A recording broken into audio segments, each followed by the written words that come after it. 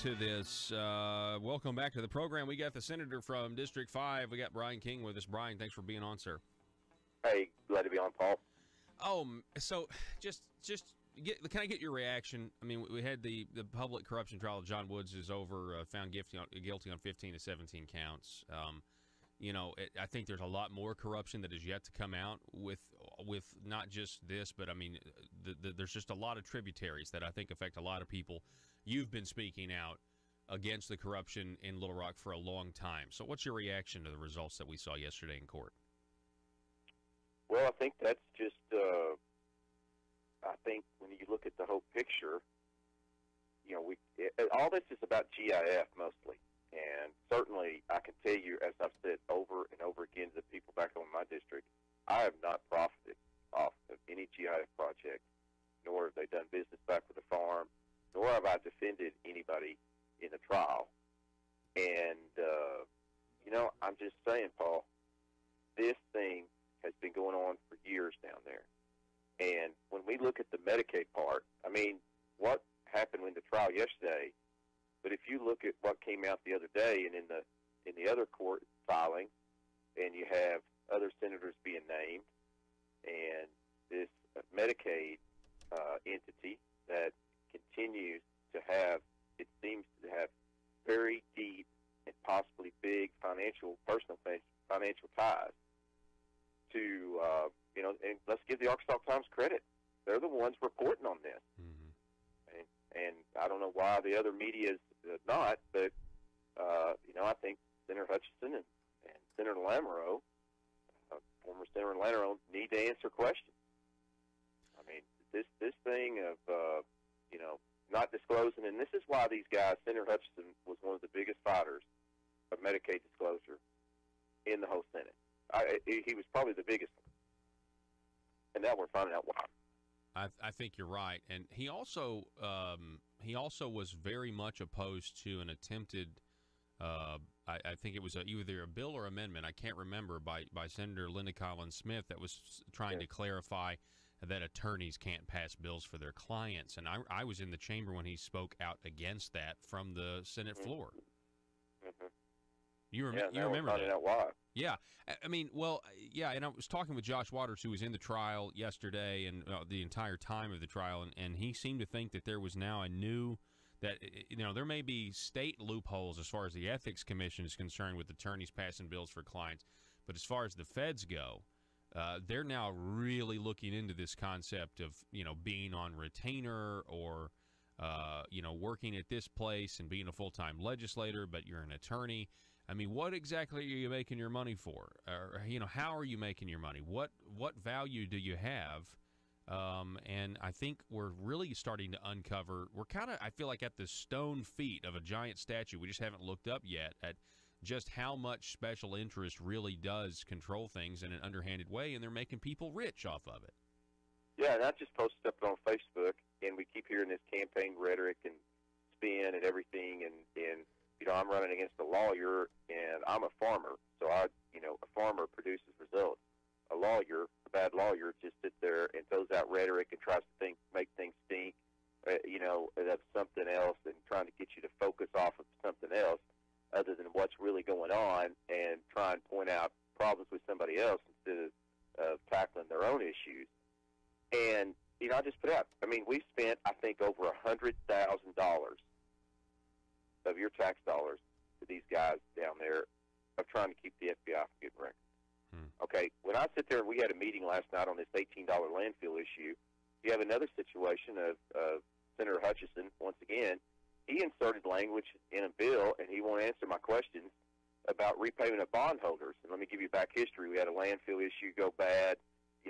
Some things possibly went on that. You have legislation run sneakily in 2014 attached to an appropriation bill that I didn't vote for, that my opponent supported. And basically, it's snake bit the people back here that are going to pay for a service. But there was concern about why did Senator Hutchinson, put language in worrying about repaying of bondholders up here in an ADQ appropriation bill, and obviously ADQ was okay with it. So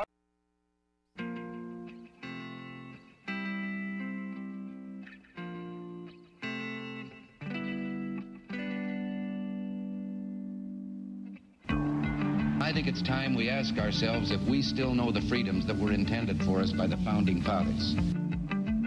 They seem to be in full-scale retreat from spending cuts and are talking about raising people's taxes again. And I have only one thing to say to the tax increasers. Go ahead, make my day. If we lose freedom here, there's no place to escape to. This is the last stand on earth. Those who would trade our freedom for security have embarked on this downward course. Whether we believe in our capacity for self-government or whether we abandon the American Revolution and confess that a little intellectual elite in a far distant capital can plan our lives for us better than we can plan them ourselves. Conduit News Radio with Paul Harrell is on now. All right, good morning, everybody. Thank you so much for being with us. You have found the intersection of conservative ideas and reality. We're building a liberty machine. We need your help to do it. One of the ways you can do that is to call us or text us. The number 870-275-9799. Feel free to give us your name and your county when you do that. Also, you can sound off on Facebook, facebook.com/Conduit News. Become part of the online sensation today. Folks, we got a lot of Arkansas politics to talk about. We are absolutely, the show is loaded today, and we have a ton of news that we're going to have to cycle off and move to Tuesday or Wednesday. I mean, it's just incredible. I don't know if I've ever seen a news day so packed as this. It's been a long time. We got a great show for you. At the bottom of this hour, we're going to be talking with a Republican senatorial candidate for District 8. That would be former Jake Files' seat, which is, he pled guilty on bribery or taking kickbacks or whatever, taking taxpayer money, not bribes. But he pled guilty on that. And we'll be talking with Frank Glidewell, who's a candidate in that special election that's going on. Then at the top of the next hour, we'll be talking with Tim Jacobs. Tim Jacobs with Restore Arkansas Term Limits. I think it has something to do with the fact that we're in the wake of a Senator John Woods conviction last week. What a huge week. You had John Woods last week being found guilty on 15 of 17 counts of wire fraud and mail fraud and stealing from the taxpayers. At the same time, you had Jan Morgan with her conservative stance that forced Asa to come out and torpedo his own task force's idea to raise your grocery taxes. It was a pretty big week, if you ask me. And there's more to come. So at 7:33 today, we'll be talking with Republican gubernatorial candidate Jan Morgan. By the way, speaking of Tim Jacob, hey, Joe, throw this up there for our listeners. I've got a Facebook page pulled up. I decided just to do this morning to search. I was like, let me see, what's Arkansas term limits been up to? Well, back when I think John Woods was indicted, Arkansas term limits, look at this. When corrupt Arkansas Senator John Woods was asked if it was misleading to describe gutting term limits as establishing term limits, he said, I don't know. And cites the Arkansas Democrat Gazette there. Wow. Anyway, so we'll be talking again with Tim Jacobs at 7 and then Jan Morgan at 7:33. Really, really excited. Now, let's get to the first big thing. Yesterday on the front page of the Arkansas Democrat Gazette, we had this report that a Little Rock College, Arkansas Baptist, misused $475,000 in federal funds. $475,000 in federal funds. And so I was reading this and I was thinking to myself, okay, Arkansas Baptist College misspent hundreds of thousands of dollars in federal money. It's in serious financial crisis, having trouble making payroll. And I was like, okay, surely somewhere in this article they're going to bring up the fact that Asa Hutchinson gave them money recently. And, of course, no. Now, when's the last time you've heard anything about politicians giving colleges money? When's the last time you heard? Recently? Oh, with Ecclesia? Yeah. Okay, just checking. So Asa's not mentioned anywhere with his donation supporting a college that is in bad financial shape. And, of course, we knew that Ecclesia, we now know because of the John Woods case in the court documents that Ecclesia was in bad financial condition, bad financial shape. And you had even the Walton family, the Walton Foundation, they sent a representative there, and they're like, we're not giving this place money because it would be a waste of money because they're in bad financial shape. And so, anyway, Ace is nowhere mentioned in this, but so guess what? I mean, the folks at Conduit have a long memory, and so here's this article, headline over at Conduit for Action now, switching to conduitforaction.org, Joe. Asa gave your money to financially mismanaged private college. So it cites this very report you just saw on the front page headline in the Arkansas Democrat-Gazette yesterday, back on May 6th, yesterday. An accounting firm reviewed the books of Arkansas Baptist College, a private religious college in Little Rock. $475,000 in Title III money, federal grants meant to establish or improve academics, facilities, and endowments, had been improperly spent. It also says the college possibly owed the U.S. Education Department more than $500,000 in spent in Title IV money, which is student financial aid. Why did we underline the words student financial aid? Less than a year ago, Governor Asa Hutchinson gave Arkansas Baptist College $80,000 for student financial support. It's bad enough that the governor gave away your tax dollars to a private entity, but it gets worse. He threw your money into the bottomless abyss of a private entity that misused federal funds and that is in deep financial trouble. At the same time, Hutchinson gave away your tax dollars to Arkansas Baptist College. He also gave away your tax dollars to two more private colleges, Philander Smith College, $55,000, and Shorter College, $15,000. We are reminded of the debacle of Ecclesia College. No, we're not talking about the bribery that will send former public officials to prison. And no, we're not talking or insinuating wrongdoing by the governor concerning Arkansas Baptist College. His reward was political goodwill with colleges and their supporters. No, we are reminded of Ecclesia College because the college and Arkansas Baptist College are examples of, one, it being too easy to give away your tax dollars. That's a huge one. It's way too easy to do this. And number two, diversion of public funds to a private entity. Number three, wasting money on a financially troubled entity at that. Regarding Ecclesia College, legislators directed hundreds of thousands of dollars of your money to the college. Yet, when the Walton Family Foundation looked at the college, the foundation declined to donate because it doubted the financial viability of the college. To give away your money, the governor merely runs the expenditure past a friendly committee of 8 legislators. Why would the 8 legislators stand in the way when they know it's the governor's money and they never have stood in the way? Diverting your tax dollars to give to a private entity is bad policy for any governor, let alone one running as a Republican.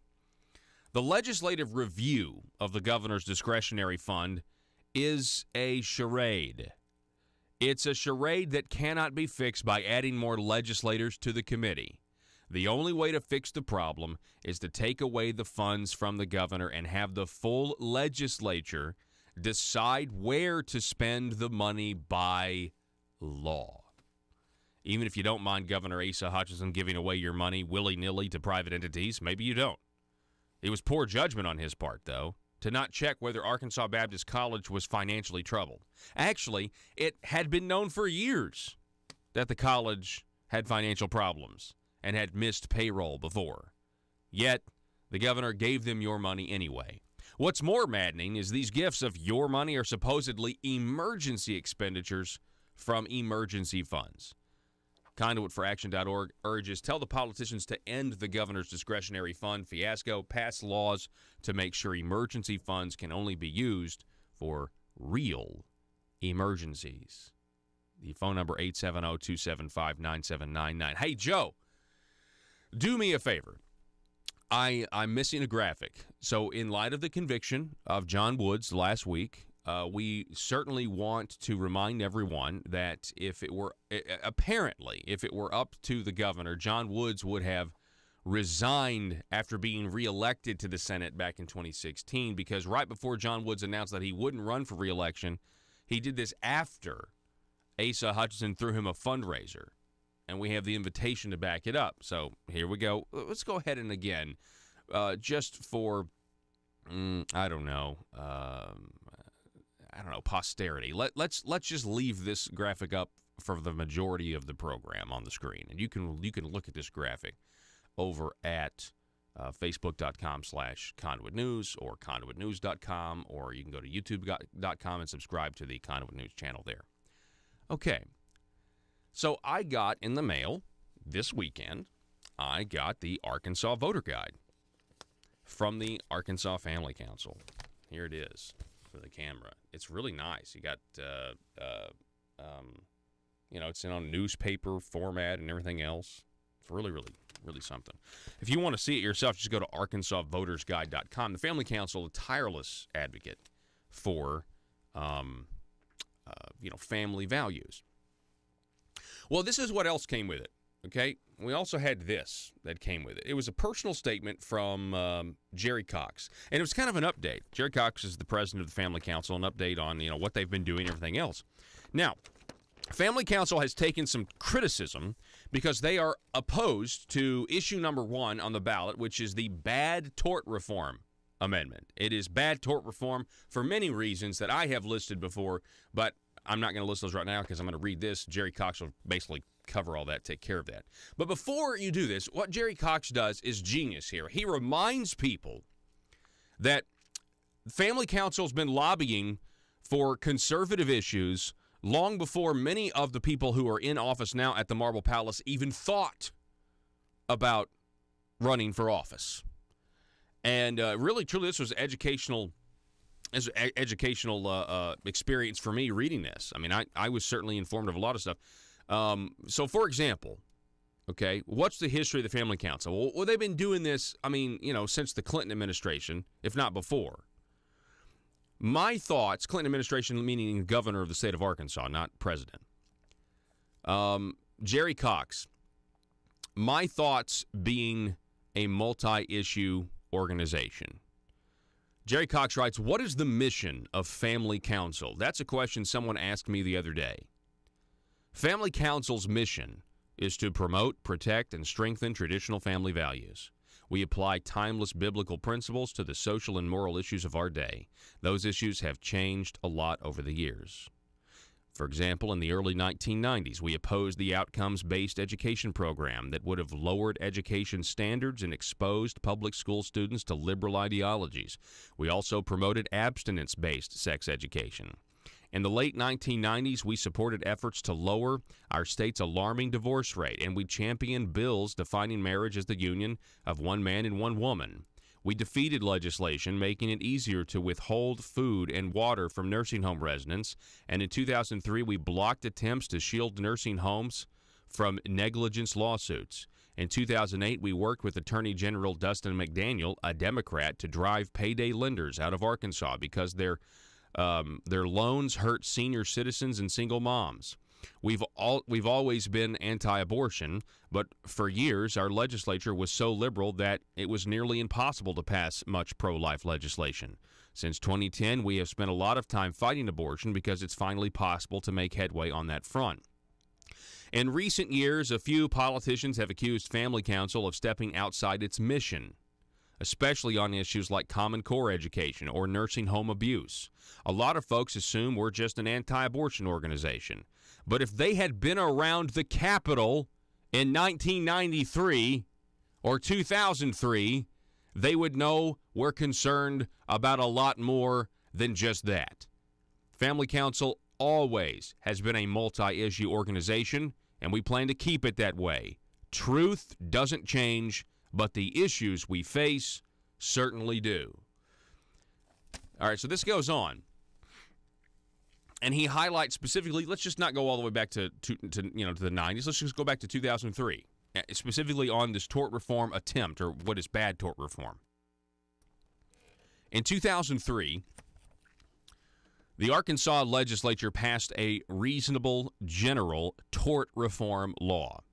Family Council took no position on the effort because our involvement was not necessary.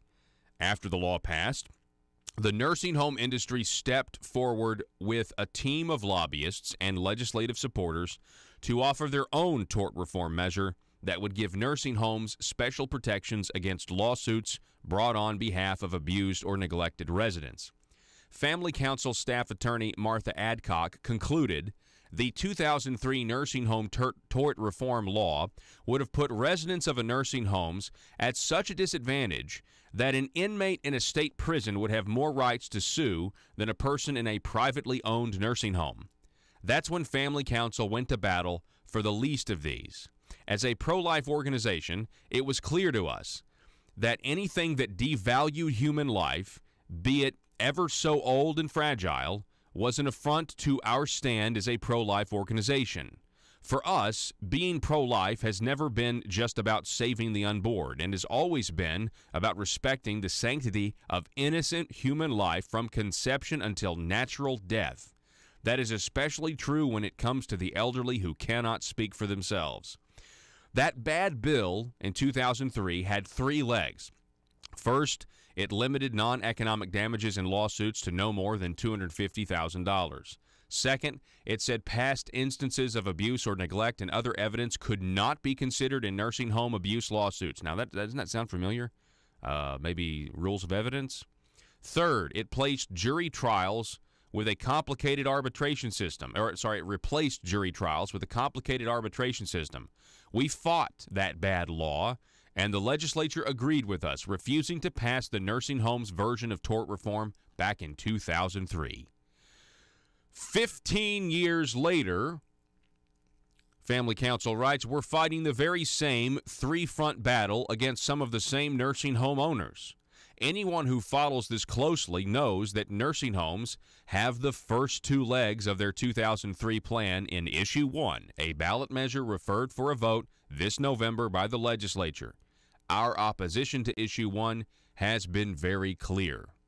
During the special legislative session in March, a bill to enact the 3rd leg of the nursing homes tort reform was attempted. It was a bill letting the drafters of contracts bury in the fine print an agreement that the signer of the contract would waive their right to a jury trial. There it was, the 3rd leg of the terrible nursing home tort reform bill from 2003. All the nursing home owners would have to do is bury that language in the contract, and no one would know it until they needed to sue in cases of abuse or neglect. By then, it would be too late. The bill was filed on a Tuesday morning. A little over an hour later, it was debated in the House Judiciary Committee. My staff and I raced to the Capitol, and I spoke against it. Thanks to the opposition led by Representative Doug House, a Republican from North Little Rock, the bill was narrowly defeated on a voice vote in the committee. This led to the bill being amended and passed without the nursing home provisions in it.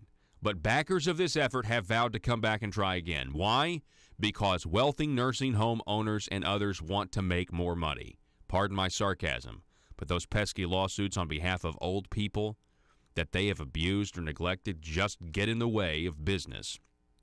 For them, the solution is not to offer better care, so there are no grounds for a lawsuit. Their solution is to reduce care, neglect their residents, and shield themselves from accountability by blocking the basic 7th Amendment right to a jury trial.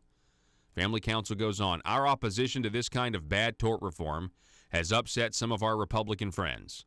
Some don't seem to understand that there's good tort reform and there's bad tort reform. Issue 1 and this latest attempt in the legislature are bad tort reform because they put a dollar value on human life, they take away the 7th Amendment right to a trial by jury, and they create an environment in which nursing homes can cut costs, compromise care, and make more money without being sued when they cause an injury or a death. Such a great amount of facts in this document that Jerry Cox put out in his voter's guide. And when he says that they've made some of their Republican friends mad, that's why they said, well, you're getting outside the family council's mission. And it's like, no, you guys don't know what family council's mission was. And you have, quite frankly, some of these establishment Republicans have a complete lack of respect for what this fine organization has been doing for decades before they even thought about running for office and assuming political power. And quite frankly, if you have the type of perspective Family Council does, you know when something's been tried before and you've defeated it, and you can recognize it again. We've got to take a break. You're listening to Conduit News Radio. I'm Paul Harrell. We're going to continue with Arkansas news when we come back in just a moment.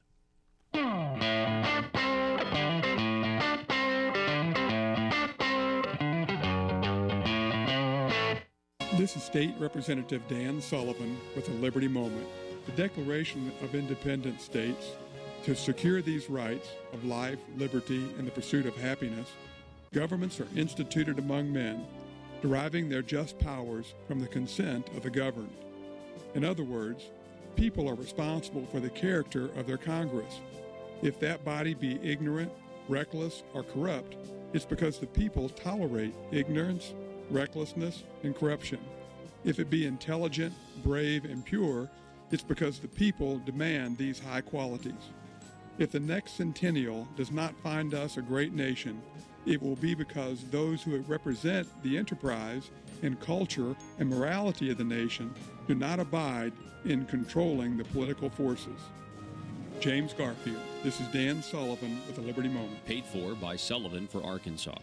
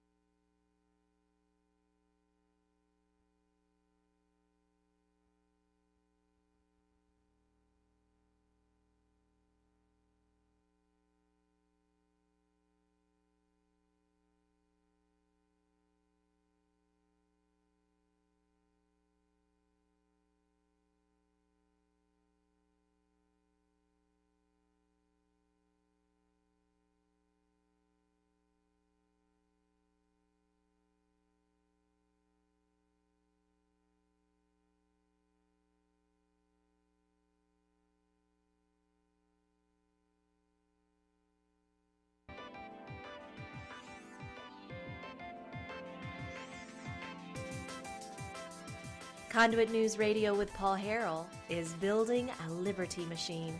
Find out more at conduitnews.com.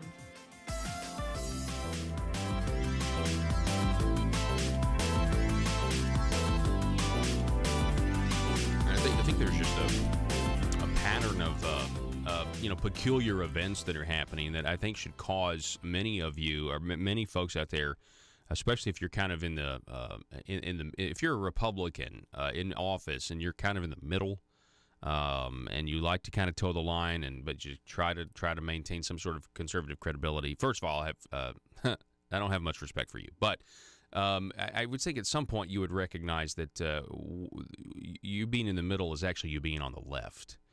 And the reason I would say that is okay. At first, it's like, well, we can't stand the scorecards of the Conduit for Commerce. We just think that they're it's terrible. And then all of a sudden, it's like, okay, all right, fine. Distance themselves from people who claim to be conservative and are not making your votes personal. They're your votes. You've done it to yourself, but whatever. Okay, fine. You're a little strange, but. Oh, Family Council, their scorecard, they didn't give me good scores either. They gave me bad scores, and Family Council must be in on it. Family Council must be in on it. The American Conservative Union. See, at some point, you have to realize these organizations, there's not some vast right-wing conspiracy, Hillary. These people are independent organizations that are actually scoring you based on what you do. And unfortunately for you, you guys have been doing everything that Governor Asa Hutchinson and the nephews want you to do. And you've got bad scores because of that. And forget the scores. The state of Arkansas is worse off because of it. We've increased spending, and we're trying to increase revenue by calling it a tax decrease or a tax cut. And so it's just a shame. It really is. Oh, you know what else I forgot to mention this morning? I forgot to mention that this morning is the beginning of early voting. It's May the 7th, so in a couple of hours, polls are going to open. And you're going to have 2 weeks to go and vote, and then you're going to have the Tuesday, May 22nd, to cast your vote in the Republican primary or the Democrat primary, whatever floats your boat. So it is the beginning of early voting, and I think that's why it's fitting. We're gonna talk with Frank Glidewell coming up next here in 3 minutes. Then we've got Mr. Tim Jacobs on the line coming up at 7:05. He's going to talk a little bit about the John Woods conviction last week. And 7:33, Republican gubernatorial candidate Jan Morgan on this first day of early voting 2018. Back in a moment.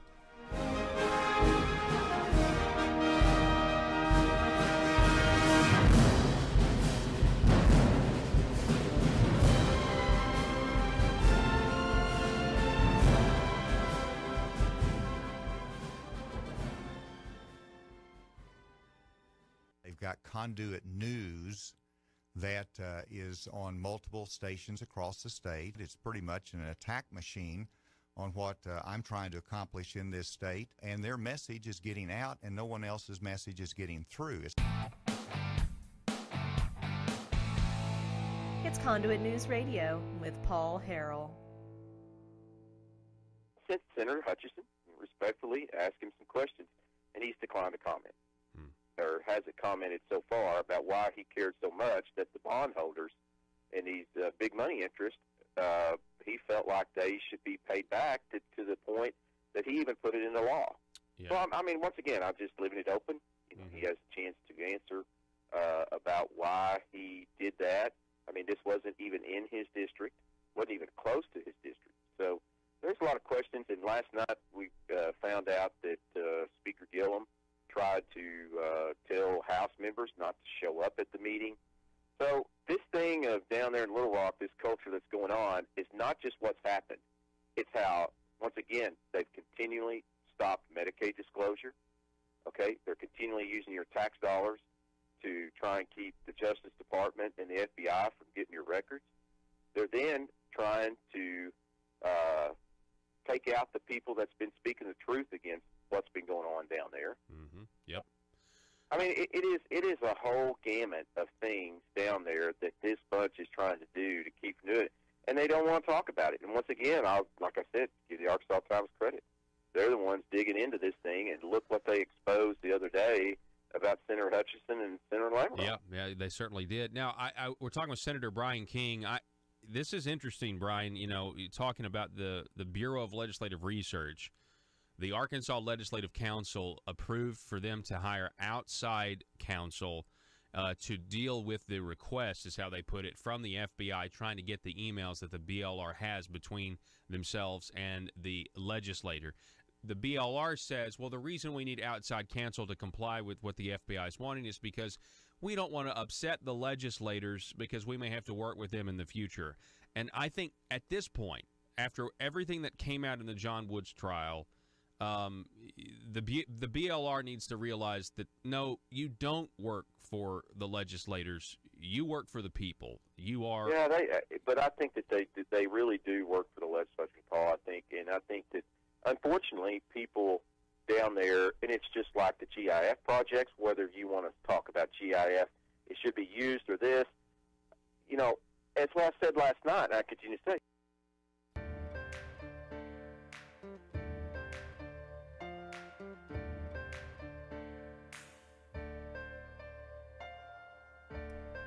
Bringing you your daily dose of truth. It's Conduit News Radio with Paul Harrell. All right, ladies and gentlemen, thanks so much for being with us. I want to welcome back to the program. We got Mr. Frank Glidewell, a conservative Republican for State Senate District 8 on the line. Frank, welcome back to the show. Good morning to you, Paul. Good morning. I've been spreading the word, trying to get you a little credit for this, but, you know, for the last 2 months, you've been talking about the tax farce, and the last couple of weeks, it kind of got hot on the grocery tax. Mm-hmm. Well, in our newspaper over the weekend, it come out that the governor that's a no issue. We are not going to have a grocery tax. And, you know, when I was listening to it a month or so ago, well, that looked like the only thing that we were talking about, other than these tax cuts on exemptions. That doesn't sound like a tax cut either. But anyway, I want to thank you for that, or the state of Arkansas should. Plato once said, if you do not take interest in the affairs of your government, then you're bound to live under the rule of fools. Well, I don't think it's changed, and we may need to look at changing the word fools to me. But anyway, it seems like a lot of the effort is only me deal. Thank you. Well, hey, Frank, I appreciate that's very flattering. I'll take the credit that you've given me, and I'll just give it to Jan Morgan, because I honestly think, I mean, I know Conduit News as we've been talking about the grocery tax, but it's Jan's presence in this race that has forced Asa to the right. And so I'm excited that we're not going to raise the grocery tax. I wonder if we should get that in writing from the governor and actually get his signature on it, because I'm wondering what may happen after the primary if he should win. So there's obviously that to work out. We're talking with Frank Glidewell. So Frank, let me ask you this: what do you think about the conviction last week of John Woods? You know, he was convicted on 15 of 17 counts. The people are going to see justice. And compared to the previous senator from your district that you're running to replace, Senator Jake Files, who pled guilty, that involved the same government fund, general improvement funds. Oh, one of the issues that I thought on that, we pretty well all knew this was happening. Even we knew it here in Fort Smith for, 3 or 4 years before the FBI or anybody got into it. But I hate it that the governor gave a fundraising party for that guy, and a lot of us knew what was happening. I can't believe that we could give a fundraiser for him. But anyway, I guess that's just the way you look at it. Mm-hmm. But that bothered me when he gave that fundraiser for John. So I've got one of your mailers here, and I really like it. Talks about some of the issues of what you believe. Of course, early voting starts today. It says here that you oppose Obamacare. Tell us about that opposition. Oh, well, you hit on my sore spot. Paul, in 2009, I worked to try to keep us out of the state, out of that. In 2009, we had 52,000 people on the Medicaid payroll. And at that time, we were paying, I think it was about $250 a person if they used it. If they did not use it, we didn't have to pay that $275. Well, today we got 280,000, and I think it's 500 plus that we have to pay each month for every individual on it. Not if they use it, it's everybody has to pay that. We couldn't afford it in 2009. Now, I've tried to do some research, and I've had some people at Little Rock do this, but we borrowed money to pay our unemployment insurance. That was in 2009 because we didn't have enough to pay that, and I thought that we borrowed some from the feds on our 10% of Obamacare. Mm-hmm. Well, I do have proof that we did borrow it from for the unemployment insurance, but I can't find it on that. But we couldn't afford it in 2009. We had trouble. We're a balanced budget state, but I have proof that we did borrow for our unemployment insurance. Well, that doesn't sound like balanced budget, but I brought that up, even on the floor. But they felt like that the feds would give us or just give that to us, and we wouldn't have to pay it back. What we did pay it back. Anyway, Obamacare is a disaster. It was fed to us on the biggest lie. Keep your insurance, $2,500 less. Keep your doctor. Boy, hadn't that been Frank, that's just such a lie. I know. It was sold by lies. As a matter of fact, the key architect of Obamacare, Jonathan Gruber, said so. Frank, I want to ask you this. You being a state representative before, a former state representative down there, the environment down in Little Rock can seem, it is. It's just toxic, I feel like. So you think it's gotten better down there or it's gotten worse down there? Well, as you probably know, I have a friend, Brian King, and we've talked about me running for, I guess, 2 years, but he seems to think it's got worse, but maybe with these convictions that, things, we might try to be doing things right for a while, but right now it does. It seems like, or maybe it's just that the suits and the charges and things are coming forward, but I feel like there's 2 more big prospects out there. Mm-hmm. But the FBI sure does work slow on it. Yeah, they sure do. They work a lot, much too slow for my taste. We're talking with Frank Glidewell, a state Senate candidate for District 8. So, Frank, on one of your mailers I got in front of me here, make Arkansas more business-friendly to attract and retain good-paying jobs. Now, What is your philosophy there? Because there seems to be in the Republican Party maybe two competing philosophies on how to make Arkansas a more business-friendly state. Paul, it all has to do with taxes, in my opinion. If we don't get more comparable with the surrounding states, I just don't see that we can, we're going to draw any jobs. You've got Texas and Florida, Virginia. They never got into this Obamacare. You see they're not having a problem. And anyway, you've got to balance your taxes compared to other states to ever get anything. We got to have good health care, good, reasonable health care. Well, our health care is every year it goes up.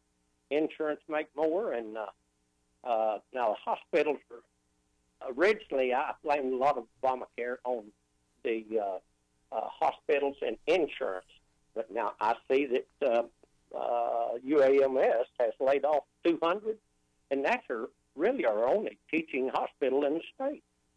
So we do need to kind of look at our taxes and health care or schools and things like that. That brings more jobs and more companies into Arkansas.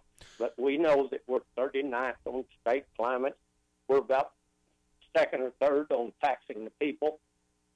It just we sure need to be looking at taxes instead of spending increases. Yeah. So Frank, we gotta find a way to get there in terms of kind of shifting, I think, our mentality. I mean, everybody.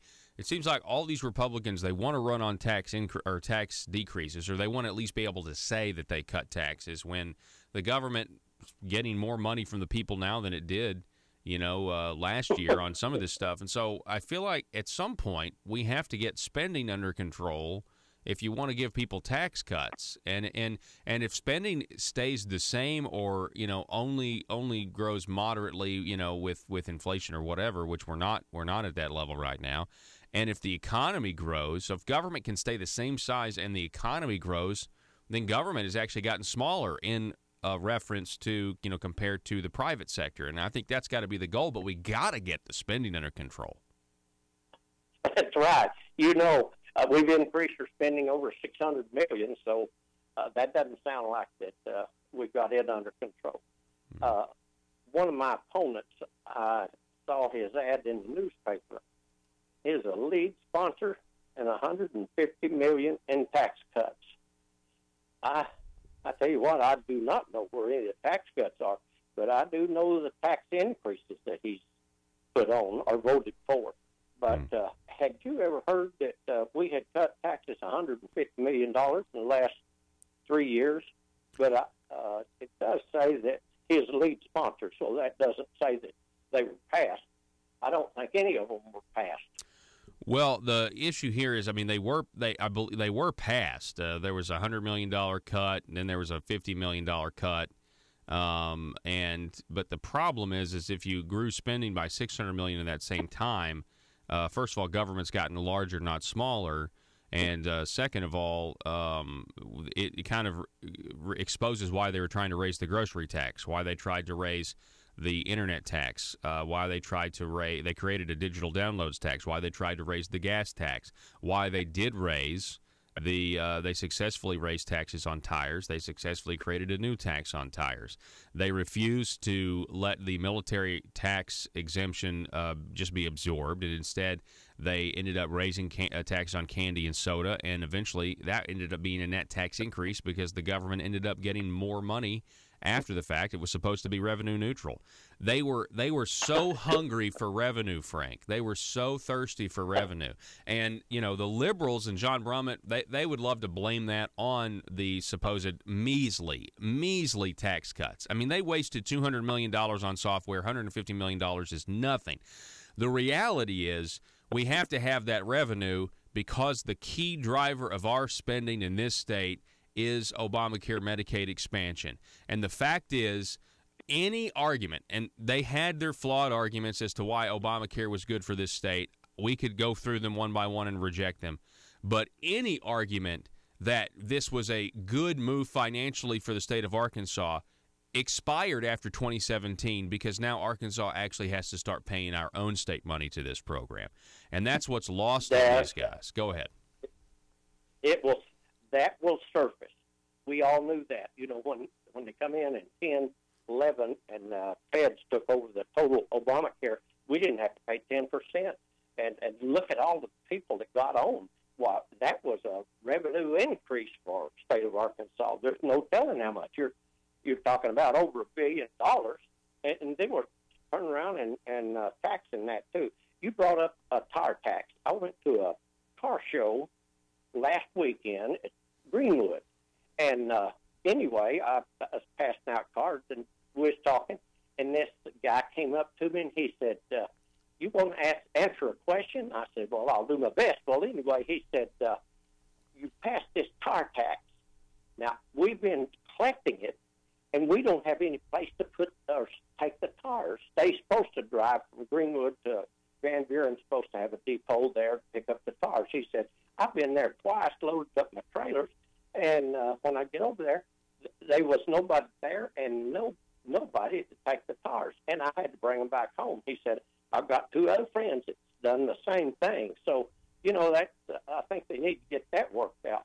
But anyway, I told him, I said, also, my opponent had drafted a bill. One of my opponents had drafted the bill to charge you for mileage. And he said, I hadn't heard anything about that. I said, well, I think it was too close to the election, and it's kind of on hold right now. But no, listen. I'll talk about that. So one of your opponents in this special election is State Representative Matt Pitch. And Matt Pitch, he sponsored a piece of legislation that would have started a test program to tax people by monitoring their odometers in their cars. And it was back in 2015, and I talked about it and exposed it, and they pulled it down, and they didn't run it again because it was ridiculous. Now, they would say, you know, well, it was only going to be for electric cars, so the electric cars pay their fair share. But, I mean, I thought we were voting for Republicans to get creative with ways to cut taxes, not get creative with new ways to tax us. And that's what they're doing down there. It's so frustrating because you and I both know if it was more efficient to tax electric cars by their odometer trackage, then they would eventually do that to all of us as well. I mean, it's that's the way government works. It's a slippery slope. And the fact that Matt Pitch, who I'm told considers himself to be a Republican intellectual, can't understand the pitfalls of big government and the benefits of limited government are frustrating. That's frustrating to me. Yes, it is. Paul, also on that mileage tax, we live in Arkansas, and you know probably a third of the populations live in the country. And, you know, I'd really hate to ask people to pay a mileage tax on top of their gasoline tax, bring their kids into town to play ball, doctor's appointment, things like that. That was just above, you know, that is creative taxing. I don't know. Mm-hmm. But here you've got the Walmart tax, the candy tax, the soft drink tax, unemployment tax. That was the kicker. You get a person down and out, and that's his the Republicans. Income, the Republicans decided to tax unemployment. Yeah, that's exactly right. It's so strange. Okay, hey Frank Glidewell, I appreciate it. State Senate candidate for District 8. It's always a pleasure to have you on, sir. Early voting starts today. Best of luck to you.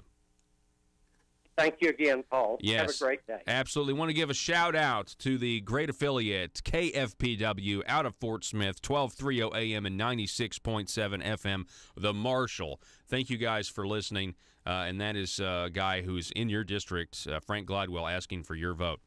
We got to take a break. Back in a minute. Buy, sell, and trade at Triple R Pawn in Ash Flat. Firearms, computers, sporting goods, musical instruments, tools, jewelry, and everything else you can think of. It's all at Triple R Pawn at the Light in Ash Flat. Gun enthusiasts, Log on now to rrpawn.com and browse their amazing inventory. That's rrpawn.com. You can also call them at 870-994-PAWN. That's 870-994-7296. Let the great team at R Pawn help you find what you're looking for. That's R Pawn at the light in Ash Flat, rrpawn.com, or call 870-994-PAWN. If you're like me, you believe that small business is the heart of Arkansas's economic engine, and it should be viewed that way by the politicians in Little Rock. Conduit for Commerce also believes, like you and I believe, policies that achieve less regulation and lower taxation help small business in Arkansas thrive. Other policies like small, constitutionally consistent government and reducing citizen dependency on government keeps it from growing and expanding its influence on our daily lives. Conduit for Commerce works every day to educate the general public and legislators on these important priorities in the name of Arkansas small business. By the way, contributions to Conduit for Commerce are tax deductible. Log on now to conduitforcommerce.org and click on Contact Us on the right side of the page. That's conduitforcommerce.org. Go there now and learn the facts on protecting small business in Arkansas.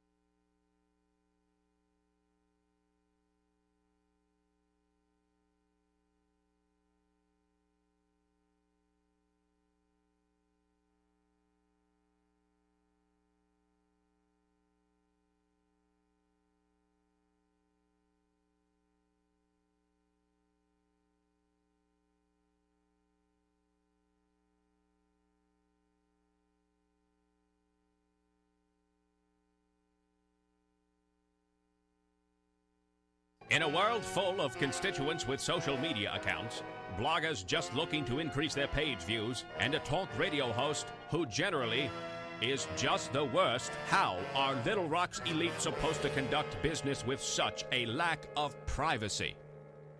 Introducing the 1835 Club, older and more refined than other clubs that claim discretion. The 1835 Club is for seasoned political veterans that want to conduct the highest form of aristocratic business with the public's money. Are you a schemer? Do you someday want a guaranteed flow of taxpayer money to support your business? Is it your dream to see the .gov domain at the end of your business website? Don't listen to the imitators. The 1835 Club is the place where corrupt politicians and businessmen hatch their next crony schemes. At the 1835 Club, we make lobbying safe and legal. Ethics. Why, of course. All business is done in an ethical manner. Just look for the sign above the door that reads, loophole. Are you tired of the Capitol Police restricting your access to the roof after a perfectly good night of drinking? The 1835 Club has libations and a perfectly good roof. Other crony clubs that promise discretion try to lure you in by advertising bars made out of aeroplanes. Well, at the 1835 Club, instead of an airplane fuselage, we've got a space shuttle. No, not a bar. We've got an actual space shuttle that makes a daily run to the moon so members of the 1835 Club can have some real privacy away from the bloggers and taxpayers. Are you an Arkansas aristocrat? Do you want to be? It's the 1835 Club, and we work tirelessly to make sure the good old boy system remains alive and well. Join today. Disclaimer. The 1835 Club reserves the right to deny membership to anyone who has principles. Any talk of the Declaration of Independence or the Constitution must be done in jest or, at the very least, with a condescending tone. And finally, the 1835 Club will be given a 25% commission of any agreements made between politicians and the business community. PHP Parody.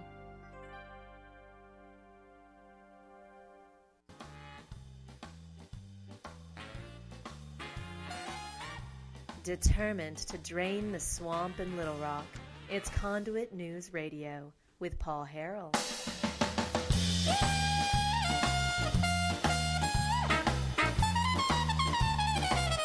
Did you vote for Donald Trump. Hillary Clinton thought you were deplorables. You know what? Establishment Republicans thought you were deplorables, too. In the 2016 Arkansas Republican primary, Donald Trump got the most votes among the 13 candidates. And when you combine his votes with those of the other anti-establishment candidate, Ted Cruz, over 63% of Arkansas Republicans voted for anti-establishment Republican candidate in the primary. Then Donald Trump won the presidency, and in Arkansas he received 60.6% of the vote. Yet, Arkansas politicians like Governor Asa Hutchinson have acted like the Donald Trump vote was a fluke and had no message from the people. While President Trump was passing tax cuts, Governor Hutchinson was busy playing a shell game of lowering some taxes and raising others. While President Trump was threatening to end funding for sanctuary cities, Asa was opposing Arkansas legislation to prohibit sanctuary policies from being adopted at Arkansas college campuses, saying we don't want to create a climate of fear for them. While President Trump was trying to get Congress to end Obamacare, Asa was criticizing the president's ideas and trying to protect his Arkansas Works Obamacare Medicaid expansion program. While President Trump was trying to drain the swamp, Asa was awarding a contract to a higher bidder by $20 million, using discretionary funds to give to non-governmental entities and sending economic incentives to businesses in communist China. And in the face of public corruption cases, Asa has no ethics plan and didn't lift a finger to support ethics legislation proposed by either Senator Linda Collins Smith, SB 726, or Senator Brian King, SB 175. Asa is betting his primary election on Trump voters not showing up to vote in the Republican primary. And if they do, not knowing his progressive establishment record. The Republican primary is May 22nd. Early voting starts today. In the Republican primary, your choices are Jan Morgan or Governor Asa Hutchinson. Jan Morgan is an Arkansas business owner and an award-winning veteran investigative television journalist. You may have seen her regular appearances on Fox Business. She describes herself as a constitutional conservative who believes in smaller, transparent, constitutional government that puts more money and freedom back into the hands of the people. In 2016, Jan Morgan was a national spokesperson for Citizens for Trump and was helping elect Donald Trump. Meanwhile, in 2016, Governor Asa Hutchinson was saying, quote, "It's up to Arkansans to stop the Donald Trump show. The next generation of conservatives cannot allow Donald Trump to take everything we stand for and throw it away," end quote. Also in 2016, Hillary Clinton was in a room full of Democrats in Arkansas bragging on Governor Asa Hutchinson's continued support for Obamacare Medicaid expansion. And you can see a video there. Or see video, there's a link here. Let me click on that. Where does that take me to? Let me see here. Yeah, okay. Yeah, here it is. Yeah, so the video's there. We've played it on the show 1,000 times. If you were a Donald Trump voter, will you be voting in the Republican primary on May 22nd? That's a great question. If so, what will be your message? Conduit for Action urges you to tell them what your message would be on their Facebook page. This is an article that's up at conduitforaction.org. The headline, Asa's Nightmare. Trump voters showing up at the primary. Early voting starts in a few hours, and we're going to be talking with Jan Morgan, Republican gubernatorial candidate, coming up at 7:33. When we come back, we'll be talking with Restore Arkansas Term Limits Chief, Mr. Tim Jacobs. I think he has a thing or two to say about John Woods being convicted, considering his legacy is the ethics amendment that expanded term limits and salaries for legislators while claiming to do the opposite. We're going to take a break. We'll see in about 5 minutes, folks. Don't go anywhere. This is Conduit News Radio.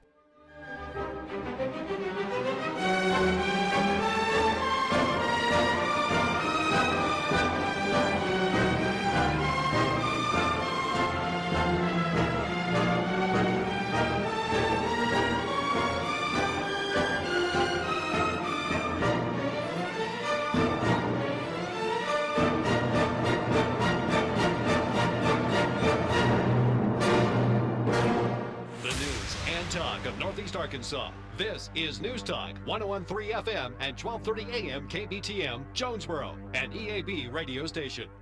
The people that you did the GIF and used it correctly, guess what? There's nothing wrong with it. And so you keep having my opponent who, keeps defending Warren Paris, as innocent, right up until he pled guilty. I mean, he's on his legal team. And then he come back and says, well, I didn't really know what was going on until here recently.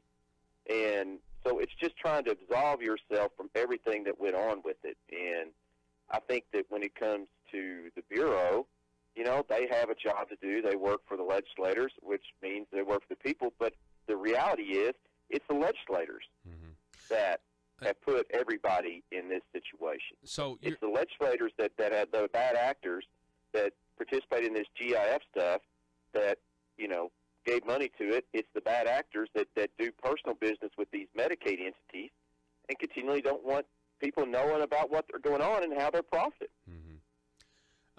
So your opponent, Bob Ballinger, you bring up the fact that his law firm does represent Ecclesia College, and I know this has come up, in the debates and everything else. And this is all, Ecclesia is not releasing the records.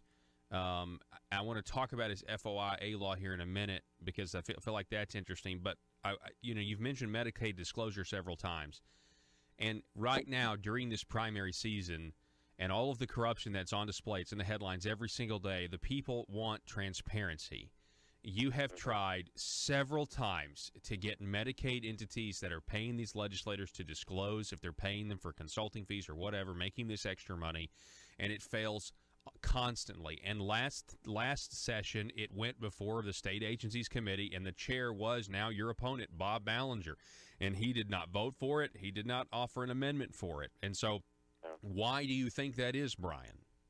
Well, and I think let's get in this. There are people, and everyone is fallible that runs for office, including myself. Everybody makes mistakes, screw-ups, and bad judgments, everything. That's not what we're talking about here or what's going on. We're talking about whenever these entities start making headlines, there needs to be questions answered. I mean, you have corruption. You have corruption going with GIF. You don't have just the business ties with the college. I mean, Al Hollingsworth, who purchased the land, there needs to be a bigger net of questions now related to the college because they could, quite frankly, it could have been the college not doing business with legislators. It could have been an outside entity. We see with the Springfield group up there, Paul, where this nonprofit did business with another entity that entity turned. So they could say, no, I didn't do anything with that. But there are so many ways that things could be funneled and done. I don't know that you can cast a big enough net other than people start answering questions and being forthright in it. And once again, when it comes to GIF projects, here's the thing. Don't do business with if an entity that we gave to the Bearville Community Center gave $40,000 to or whatever, and all of a sudden they want to come out here and do business with our farm. The answer is no. Okay, and so it's just about trying to get to the bottom of things, and it's like, well, we don't like this. There's always an excuse not to do Medicaid disclosure. There's always an excuse not to answer all questions and everything like that. And then next thing you know, you have Senator Hutchinson, Senator Lamoureux, and we had Senator Lamoureux get $120,000 out of a Faith and Freedom PAC for recruiting candidates and informing people on issues. Well, I thought you were already paid by the taxpayers to do that. And so, it's this, and this, and it keeps coming out and out and out. And yet the Little Rock culture is there's nothing to see here until it comes out, and then all of a sudden you're like Senator Hendren, I'm committed to integrity. Yeah. I mean, it's very questionable about how much and how deep the deniability and the culture is down there of the leadership. As I've mentioned, Speaker Gillum sent out an email to get members not to look into this landfill issue that I'm going to tell you, there's just as much stink with the people involved with this landfill issue that affects 6 counties and the taxpayers for several years to come. Well, yeah, as there are these Medicaid entities. Yeah, and if what you they said want to is keep right, you from looking into it. Yeah, then that's unforgivable. And what you said is correct about Jeremy Hutchinson putting that in the bill. And essentially what that was, folks, was a way for the bondholders to have no risk. So if everything went bad, which it did, and everybody knew it was going to when they got into this landfill deal, now the people of these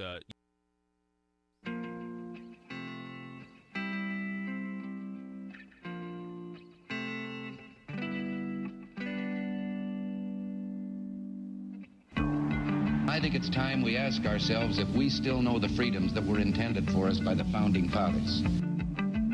They seem to be in full-scale retreat from spending cuts and are talking about raising people's taxes again. And I have only one thing to say to the tax increasers. Go ahead, make my day. If we lose freedom here, there's no place to escape to. This is the last stand on earth. Those who would trade our freedom for security have embarked on this downward course. Whether we believe in our capacity for self-government or whether we abandon the American Revolution and confess that a little intellectual elite in a far distant capital can plan our lives for us better than we can plan them ourselves. Conduit News Radio with Paul Harrell is on now. It's hour number 2. Thank you guys for spending the beginning of your week with us here at the intersection of conservative ideas and reality. You heard her. My name's Paul, and we're going to get right into it. I want to welcome back to the program. It's been too long. Mr. Tim Jacob is on the line with, well, Tim, tell us what it is. Is it still Arkansas Term Limits or Restore Term Limits? What website should we put up on the screen here for our listeners? It is ArkansasTermLimits.org. Okay. ArkansasTermLimits.org. All right, so let's start here, Tim, because I know we want to get term limits back to where they are. I know that's still what you guys are trying to do, but the reason we are here is because of Senator John Woods. Senator John Woods was found guilty last week, 15 of 17 counts. What's your reaction? Well, I'm not celebrating. It's a sad day in Arkansas anytime corruption like this is exposed. I'm glad it is exposed, but the corruption itself is just a sad state of affairs. But not only was he found guilty of the fraud and corruption, there is the major fraud that we're working on right now that we need to rescind the fraud that was perpetrated on the voters of the state. And I'm praying for his family, and we hope that he's turned around, and I'm not sure what the type of sentence it is, but the people of Arkansas have been sentenced to longer term limits, to paying their legislators 3 times as much because of an amendment that the biggest newspaper in our state called the outrage of the year. Mm-hmm. And we just need to get back, and we're trying to work around the state right now to get 100,000 signatures. We're almost at the threshold of the 82,000 that we have to have, but we, as you know, we have to go over that to make sure that the powers that be don't try to throw out signatures and all that. So we're trying to restore term limits in our state to what it was for 22 years before John Woods and Warwick Sabin and the rest of the legislature put this issue 3 forward in 2014. So the guy who wrote this, I mean, it was John Woods that wrote this ethics amendment, and I love how the Democrat Gazette's first paragraph when they did report on the conviction of John Woods was a guy whose legacy in the state of Arkansas is an ethics amendment goes to jail for basically stealing the taxpayer, laundering money, and everything else. So I thought that was fitting. But let's not forget, the attorney who was really involved with medical marijuana, for example. You had David Couch, who was involved with this, and he opposed your efforts to repeal the term limit expansion, to put it back the way it was. And so I guess this was last election cycle. You had the term limits petition going around, and you had the medical marijuana petitions going around. And what happened, Tim? What did they tell the signature gatherers who were trying to make an honest living? Well, they told them that if they were working to restore term limits, that they would not accept any other work by them, and they would not allow them to work on any other petition.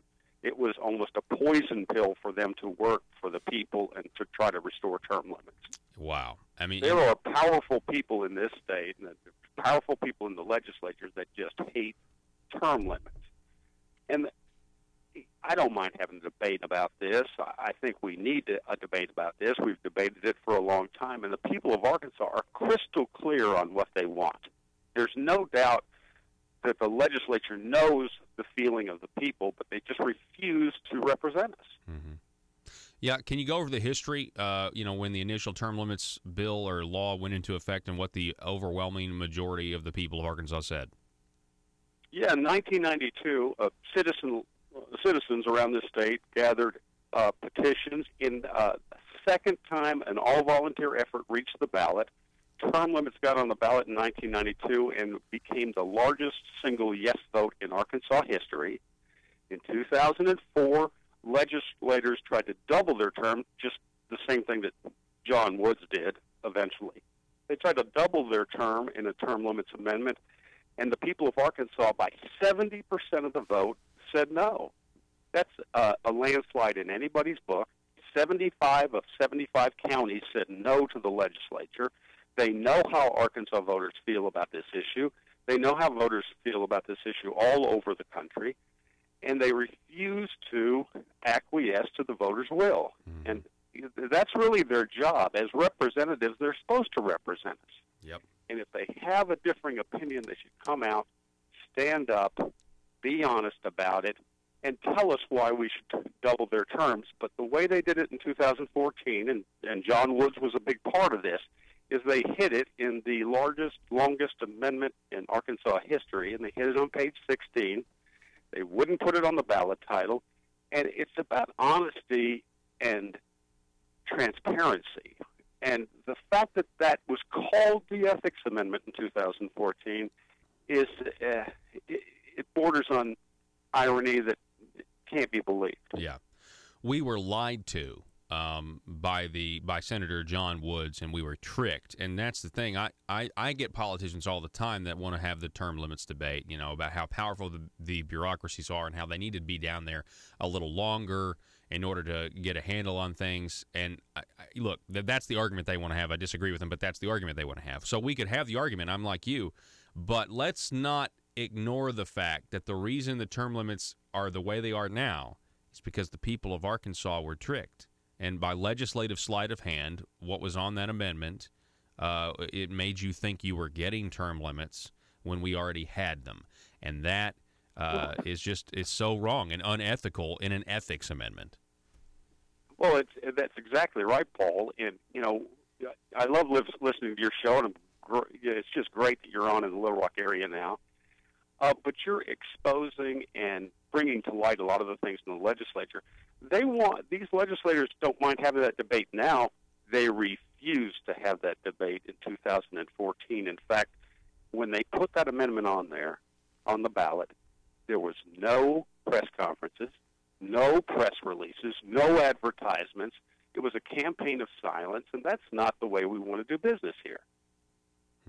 Boy, it does seem like that's the Arkansas way, though. I know that's not what the people want, but gosh, that seems exactly the way things are. So what are the plans now, Tim? What are your goals? I know you got to get over the 80,000 because they're going to throw a bunch of the signatures out. But where do we stand right now, and what can people do to sign this petition and try to get this on the ballot?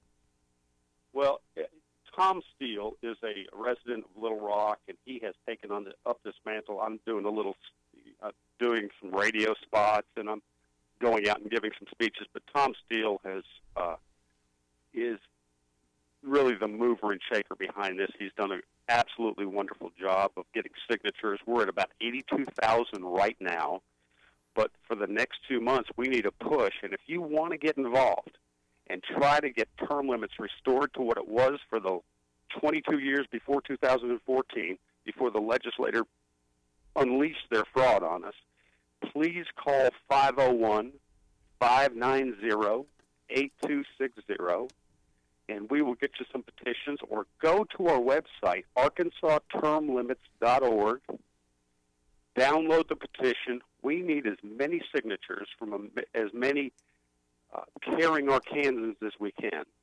The voters of this state have spoken twice in a loud voice in the landslide elections of how they feel about term limits, and I think the voters should be listened to. That's not to too much to ask that representatives listen to the voters. But please go to ArkansasTermLimits.org, get involved, participate, and let's keep a good watchful eye on these people in Little Rock. They seem to be, they just seem to not care about the will of the people here. Yeah. And on this issue, it's crystal clear that the will of the people is for stricter term limits, not tripling of their pay and doubling their terms. Yeah. Well, you know, I think it's so fitting, and I know I'm bringing it back to John Woods and his conviction and the fraud that he stole from the people, and a lot of people knew it for a really long time, and yet, you know, issue 3 of 2014, you know, went ahead anyway and was passed, and it just was. I mean, we're still recovering from. And my sad thing is as a limited government conservative. And if we're starting to look at what Republican leadership looks like, you know, we're amassing a record that is kind of indefensible, and it's really. I mean, I'm getting worried about it. I think there could be a huge backlash eventually. You know, when people look at the whole body of work, and you've increased your pay, now you've increased your term limits, now you're increasing spending, you're increasing taxes. You know, these things are things that the people are paying attention to. That number that Tim gave out was 501-590-8260. If you want to call about Arkansas term limits, again, the website, though, ArkansasTermLimits.org. Tim Jacob, I'm going to give you the last word, sir. Well, I encourage everybody to participate. The rules of this state should be by the voters of this state. The legislature are our servants. They are our employees. They don't need to have the last word on term limits. Term limits was put in because of them, not to provide a comfortable living for them up in Little Rock. We need to make sure that we participate and we have a watchful eye. We've found out that term limits, when politicians are term limited, they spend less of our money. Imagine that. And that's the key. Yeah, we have to give them less money to steal. Tim Jacob, I appreciate it, sir. Thanks so much for being with us. I appreciate you, Paul. All righty, folks, the website again, ArkansasTermLimits.org. ArkansasTermLimits.org. Coming up at the bottom of the hour, we have Republican gubernatorial candidate Jan Morgan to take a victory lap for saving the people of Arkansas's tax dollars. That's right, because of her, the grocery tax increase plan has been torpedoed, at least for now. We'll have her on at 7:33, and I'm going to go over this article over at conduitforaction.org, giving her the credit. Back in just a moment.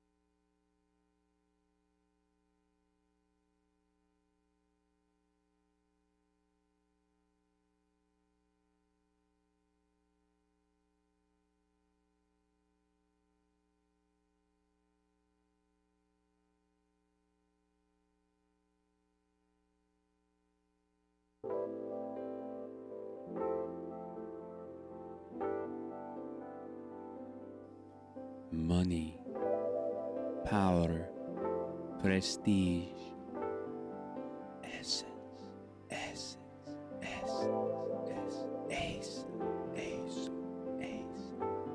Available now from aristocrats serving Arkansas. From the Nata Rhino collection. The fragrance of backroom deals. Nepotism. The aroma of higher taxes. subliminal, deception, deep state, ace. Made right here in Arkansas by a taxpayer-funded Chinese factory.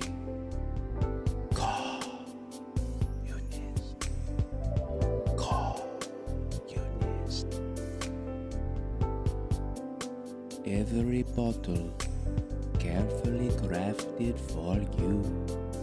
Gender neutral. Nothing says aristocrat like Essence of Bureaucrat. Essence of Bureaucrat by Asa. Available now in the Marble Palace gift shop. Paul Harrell parody.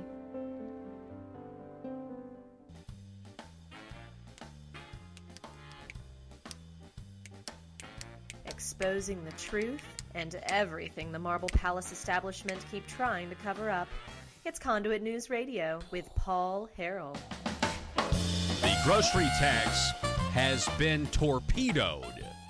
Do you remember when Conduit News exposed the fact that Randy Bauer, the tax consultant for the tax task force, was a raging liberal Democrat that sounded like Bernie Sanders, was so pro-Obama. We hired him with taxpayer dollars to advise our Republicans about tax policy. You remember that? Do you remember when he was actually fired because he wasn't performing?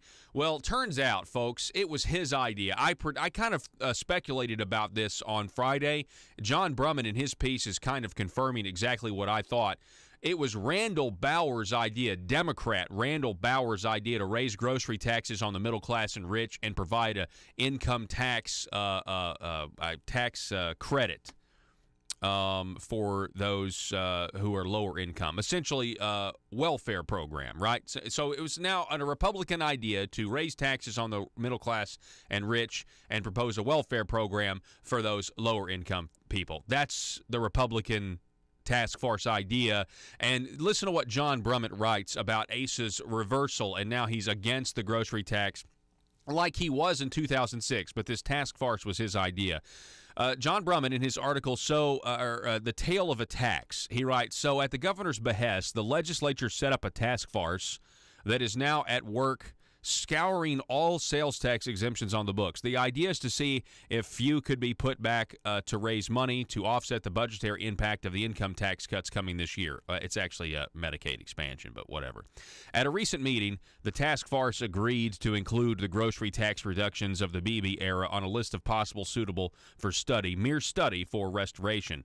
Now, this is important. The task force did that mainly because its expert out-of-state consultant told the truth on policy. It was that if you really want to help low-income people, it's more efficient simply to cut their income taxes with specific targeted rebate or credit than to draw down everyone's grocery tax. Again, a welfare program. That's what the left wants. Poor folks will get more money that way, probably depending on the nature of the tax credit, John Brummett writes. Better off folks can keep paying grocery taxes, fortifying the state treasury for an income tax cut they will enjoy. Let me rephrase in the interest of clarity. Taking the sales tax off groceries for everybody is not the smartest direct way to help poor people specifically. Targeted special income tax cuts, again, folks, a welfare program, John Brummett goes on, that affect no other classes of taxpayers, that's better. The only problem is the sound of the music. Confronted with Democrat Henderson criticism, Asa interrupted his Morgan fixation to say he has always favored the grocery tax cut. He said the only thing that had happened was that the Legislative Study Group put the proposal on the table for debate. When that didn't seem enough, John Brummett writes, Asa Hutchinson made a second-day statement. He wanted no restoration of sales tax on groceries, period. Okay. So that's John Brummett's take, and, there's more of this article.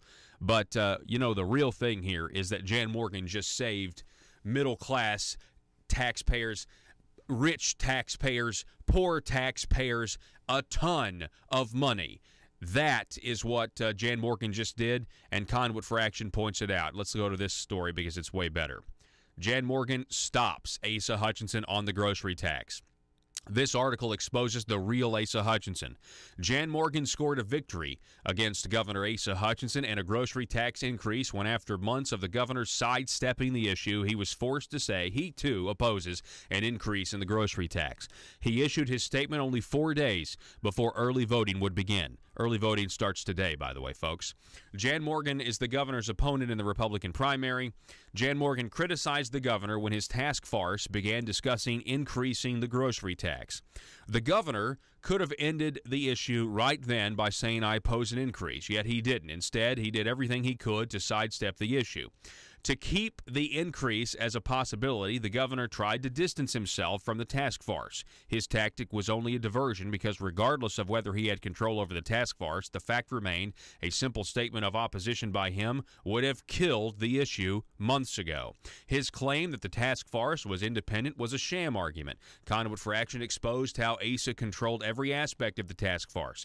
Asa is the one who proposed the task force, and the day after his speech, the multi-page bill was filed. This meant Asa had prepared the legislation even before his speech, and every aspect of the task force is his, including the criteria used to select loyal legislators. To seal the deal, Asa and his nephew, Senator Jim Hendren, sponsored the legislation to make sure his nephew would be chairman. Jan Morgan was so effective in her fight against a grocery tax increase, even the Democrat candidates joined in to oppose an increase. Still, Asa did not cave. Instead, he continued sidestepping the issue, saying he has always been a supporter of eliminating the sales tax on groceries. His tactic blew up in his face because it highlighted Asa's broken promise to eliminate the grocery tax. In 2006, he promised if elected he would immediately eliminate the grocery tax. Yet, after eventually winning in 2014, he sat in his office for over 3 years without doing anything or saying anything about eliminating the grocery tax. Broken promise number 2, it also highlighted his 2014 promise to not raise any, quote, any tax during his term. Yet he broke that promise, too, by passing tax increases after tax increase and supporting even more tax increases like gas tax increase and the brand new internet sales tax. Asa tried to keep the task force study going by saying it's disappointing that candidates are afraid of legislative review and debate. It's interesting he wanted debate that could result in us paying more grocery tax, but he didn't want to debate Jan Morgan and still doesn't want to debate Jan Morgan. With Jan Morgan's support growing daily, at long last, Asa gave up and issued a statement saying he opposes a grocery tax increase. He waited until 4 days before early voting would begin. The story might have stopped there, but in his letter to the task force, he repeated his claim that he has always been for eliminating the grocery tax, which again highlighted his broken promises. Jan Morgan addressed Arkansans who are concerned this will be just another of the governor's broken promises. She said, "Don't worry, because with your help, we won't have to worry anymore about his broken promises because I intend to be governor and Asa won't be able to break any more promises," end quote. Win or lose, Jan Morgan deserves the credit for stopping the very real threat of Asa increasing the grocery tax. And ConduitForAction.org writes that you should share this article with everyone you know. Most people will only hear the pro-Asa spin by the Arkansas Democrat-Gazette. Compare what you've learned here to the Gazette, by the way, and their pro-Asa piece that gives his message and ignores Jan Morgan's written response, which they did not print. Their article is titled, "Arkansas Governor, No Grocery Tax Rise." They don't put Morgan's statement in that piece unless it's been updated last time I've checked. Folks, Jan Morgan will be on the program in 3 minutes. You're listening to Conduit News Radio. I want to remind everybody out there to go to our YouTube channel, Conduit News, and subscribe, and also hit the little bell thingy for notifications, okay? That's when you would get things like Asa saying he wouldn't raise any taxes. Those videos are at Conduit News, the YouTube channel.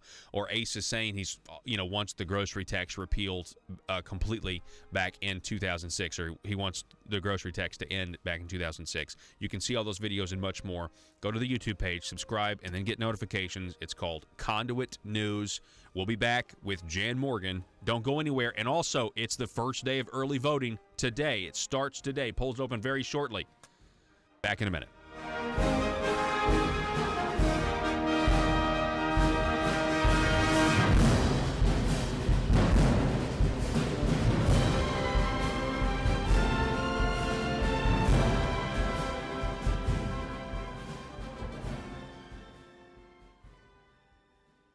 got Conduit News that is on multiple stations across the state. It's pretty much an attack machine on what I'm trying to accomplish in this state, and their message is getting out, and no one else's message is getting through. It's Conduit News Radio with Paul Harrell. You know, northern central Arkansas, that they're now having to pay a tax increase that was imposed on them by a Pulaski County judge so these investors recoup their costs. I mean, it's the definition of a tyranny. Now, you mentioned Senator Jim Henry. We're talking with Senator Brian King and how he is the next president pro temp. He's going in. He's the governor's nephew. I'm very worried about the integrity of the Senate, Brian. I think it's maybe more of a state agency under the governor now because you do have the familial relation. But when he says, I'm committed to getting the Senate back to integrity, that's in the wake of John Woods. That's in the wake of Jake Files. But could it get even worse? And is that why he is saying that? And here's the thing. It's comical to me that he says it because just like everybody kind of knew, everybody knows the people that are down there carving out a financial niche for themselves, but nobody wants to say anything about it. It's like if he wants to, restore the integrity, he could just start pointing fingers, and because I think a lot of people know when you're down there making money off the taxpayer. Yeah, I think, like I said, look how many headlines, and people were speaking out. There's been questions asked down there and things going on for years, but unfortunately it just has to come out. And, I look at Senator Files, for example. I mean, another example of like I said, once somebody's accused, that's one thing, but to start asking questions about things and is not out of line. And then you mentioned the FOI bill. That's another issue that's big in our race up here. Yeah, let's talk about that. Okay, so at a debate the other night, the member of the Press Association corrected your opponent, Bob Ballinger, and said that they did oppose his bill that would have gutted FOI 8. Well, and let me just, so I don't get corrected, it was Senator Bart Hester's bill, but it was Bob Ballinger's amendment that focused on colleges and everything else. So, and of course, you've got Ecclesia that doesn't want to give up documents under freedom of information. So it's just very, very peculiar. But he says he didn't know that the Press Association was opposed to it in the debate. Is that true, that he didn't know? No, that's not true. I mean, the Press Association was down there in the halls. They fought this to the bitter end. As he had to be corrected at the Madison County debate by a member of the Press Association, that, yes, they did oppose the bill. I mean, there's you can look at the committees, you can look at the newspaper headlines, you can look at everything. That is a complete falsehood, and it is inexcusable to be trying to tell the people back home. And it's just the same thing about why they don't like people like me.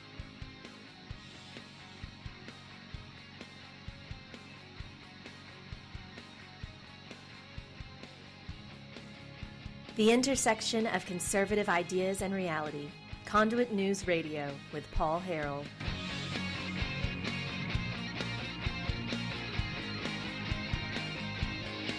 All right, folks, welcome back to the program. Thanks so much for being with us. The telephone number, 870-275-9799. Thank you so much for being with us and starting the beginning of your week with us here at the intersection of conservative ideas and reality. Let's get right to it. We have Republican gubernatorial candidate Jan Morgan is on the phone. Jan, thanks so much for coming back on. Yes, sir. Good to be with all of you today. I see you've got a full house just about. Look at those numbers. I know. People on live with us. I just posted on my pages. So yeah, well, glad to see all those numbers. Yeah, and every time you do, our numbers certainly go through the roof online. There's no doubt about that.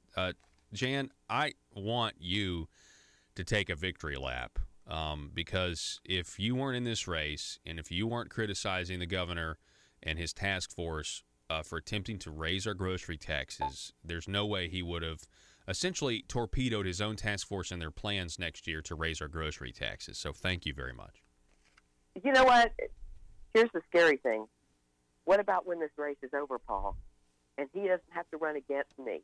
What if I don't win this primary and he is free to continue another 4 years of big government, tax and spend leadership that is not in the best interest of the people of this state? That is what scares me to death. Because if he has done what he has done this first 4 years, which is increasing government spending over $600 million, and all the other things, refusing to take a stand against illegal immigration when our legislators tried to pass bills that would prohibit sanctuary cities and sanctuary campuses. If he has done all of this in his first 4 years, knowing he had to run for re-election, can you imagine how bad it's going to be in the next 4 years with this man totally unbridled with the fact that he doesn't have to run again? That is what scares me, and people need to be thinking about that, and there needs to be an urgency in getting out and talking to their friends and knocking on their neighbors' doors and telling them about Jan Morgan in this race, because truly, Paul, this is not about a race between Jan and Asa. This is about a race between big government and the people of Arkansas. And on that note, I want to tell you, I appreciate you saying take a victory lap, but really, Paul, Jan Morgan did not do that, okay? All I did was apply pressure by putting out the information which the people of this state took and ran with it and applied pressure to Asa on his pages, his social media pages, at events where he was speaking. I mean, it's the people who accomplished this. All I did was use my format to get the message out and keep pounding him. But this is the same way we, the people, will restore our state government. It won't be Jan as governor that does it. It will be Jan with the power of the people behind her, pushing from every direction on their legislators through transparency and integrity in government. You know, this plan is going to work. The way we stopped it this time, we, Conduit, you guys, put the solid, credible, fact-based information out there. The people take it and run with it. We are, as you have been saying, and that the whole goal of Conduit from the beginning was what? Build a liberty machine. You guys deserve the pat on the back. It's all of us. It's everybody working together, and we are truly together building a liberty machine that is unstoppable, and that is so exciting to me. Yeah, I agree with you. And I think it revolves around what you just said, just getting the credible facts, assembling them, and getting them to the people, and then letting the people share with everybody in their sphere of influence. Obviously, social media is a big part of that, but it's not just that. I mean, I talk to local candidates who are going around knocking doors for trying to become county judge or whatever, and they're saying, man, a lot of people out there are going to vote for Jan Morgan, and they're very upset with Asa because they've gotten the information, and I'm seeing signs come up, and I know we got this grassroots movement of happening as well. Jan, I hope you're right. Yeah, go ahead. I hope you're right. And Paul, let me just tell you this: this is going to be, if we the people unseat this incumbent governor who brags about being one of the most popular governors in America, and we do it with a campaign team of virtual unknowns in the political arena, just regular folks who've never run political campaign in their lives, with no political experience and with no money. I mean, we have raised, I think, $129,000 since the very beginning of this campaign. If we do this, the people, it will be revolutionary.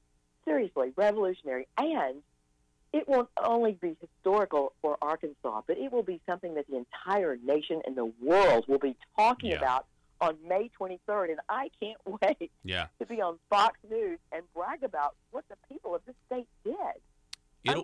It'll be the biggest transfer of power from the establishment to the people in Arkansas history for sure. I mean, it's going to represent it'll be a huge earthquake. Jan, and the people did it. One of the people did it. Yeah, and that's right. It will be the people's credit.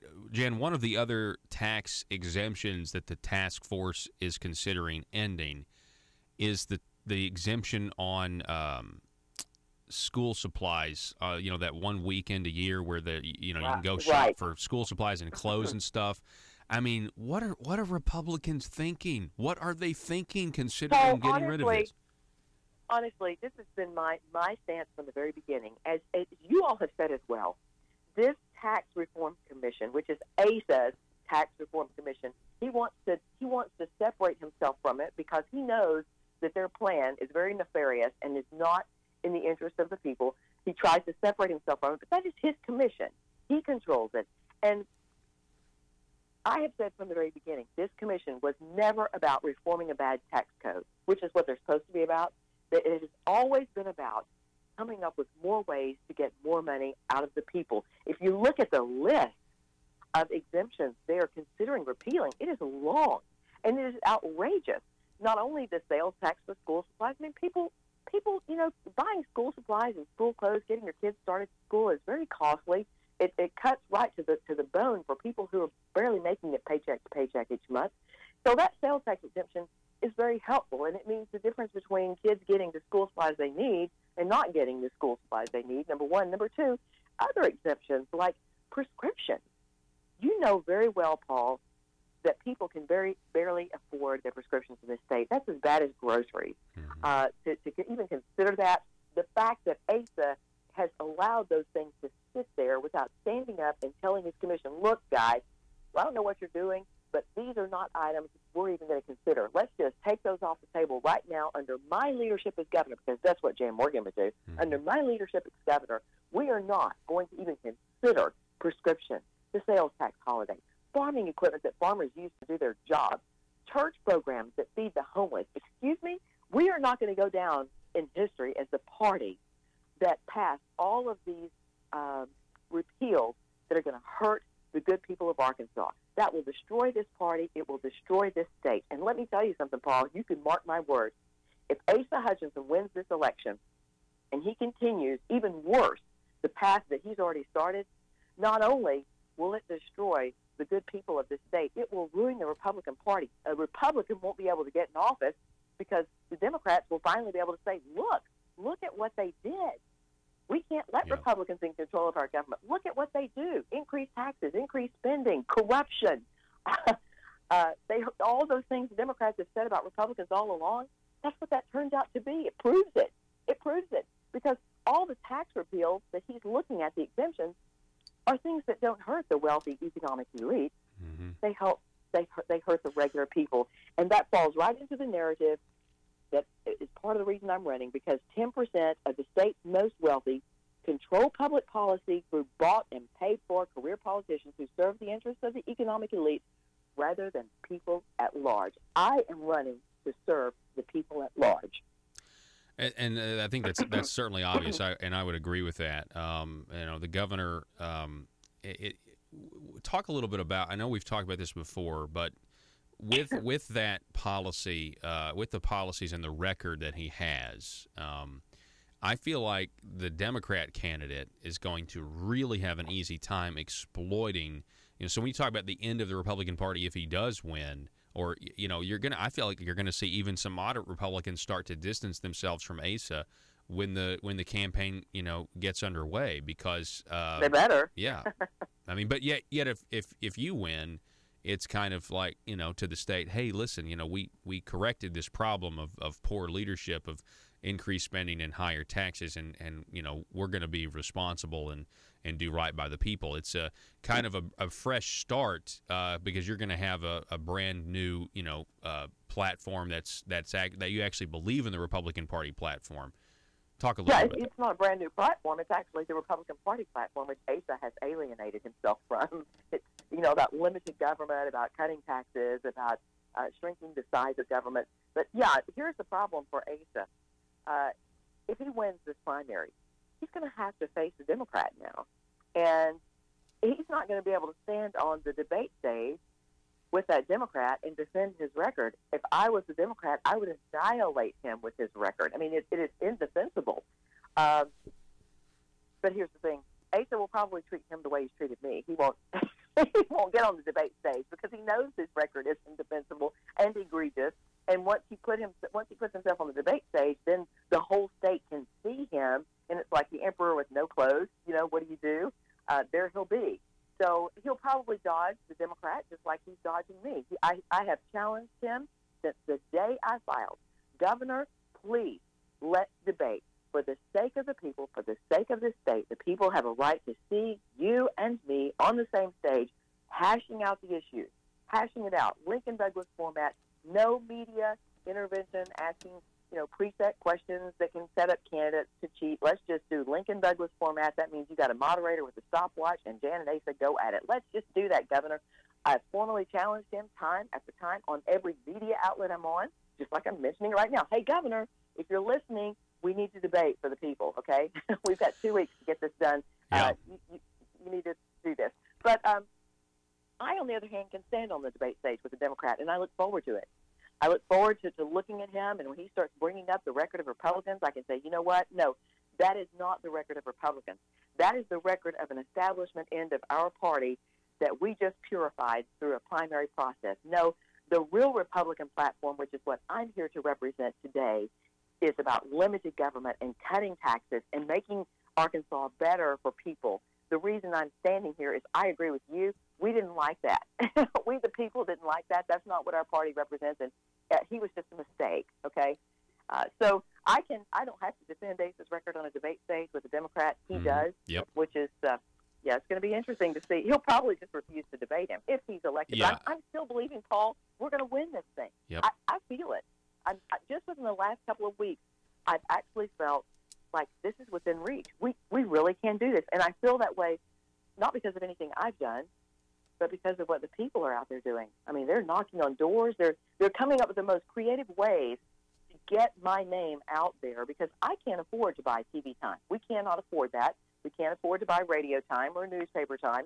So it's up to the people to get out there, grassroots effort, and do it. And they are. I mean, they're standing at intersections with huge signs taped to their bodies. Yeah. Bob Bailey attached the Jan Morgan for Governor sign to his drone, and he's flying it all over the place. I saw that, too. Yeah, that was great. Yes, and then billboards. Look at the billboards, Paul. They're popping up everywhere. I don't even know who's behind these things. They aren't even telling me. But individual citizens, every time I get on social media, there's another one. There's one yesterday that popped up in Magnolia, Arkansas. Mm-hmm. And I was like, wow, look at that.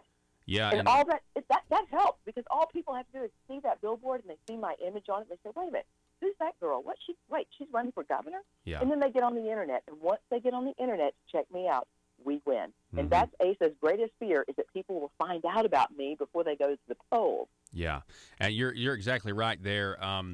We're talking with Jan Morgan, 4 days. So early voting starts today, Jan. This will be the people's victory, if you win. And the he comes out 4 days earlier, and he says, I don't support the grocery tax. He does this right before early voting. Yeah. Let me just tell you something about that. If you notice, he says, I don't support the grocery tax. He didn't say, this is not going to happen. I promise you people, we are not going to allow this to get out of this commission, and we're not going to allow it to get on the floor of our House and Senate. I can assure you this is not going. He's not saying that. Correct. He's saying, I don't support it. Let me tell you something. He does support it. He absolutely does because he and his wealthy buddies are not affected by a tax increase in groceries or any of the other areas that he's talking about increasing taxes because tax increases only hurt the people who can afford them the least.